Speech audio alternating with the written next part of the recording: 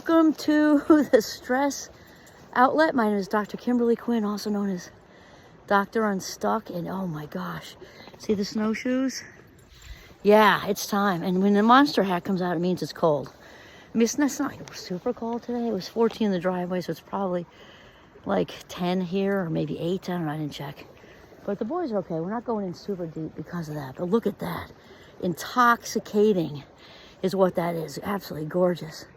So yes, okay, so what we want to talk about today is your imagination, because sadly, you know, adults, grown-ups, kind of lose that somewhere along the way. And it's there, they're just not using it properly.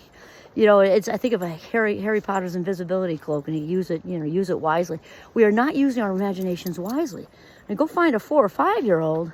They don't need this reel. They don't need this talk. They don't need any part of this conversation, because they're out in the sandbox or their yard, or they built a tent out of blankets in their, living room, or a snow fort or whatever. And they're in the moment, and they're imagining that they're the king or the queen of whatever distant Iceland or whatever. It's us who need the tutorial and need the talk and need the reboot. Because here's the thing.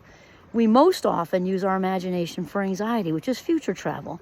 Now, if you're envisioning yourself, as your future self, that's different. Usually, though, that's not what we're doing. We're using it for anxiety, because anxiety resides in the future. So we get stuck in the future and future travel, and that is not a good use of our imagination. What if this happens? What if that happens? What if this catastrophize? And I'm not saying with judgment, okay? You know that.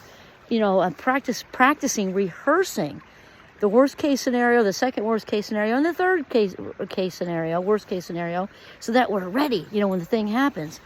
Bad use of imagination. Addicting, yes, we land there a lot. The more we do it, the more, the stronger it gets, and the more we land there, and the cycle continues.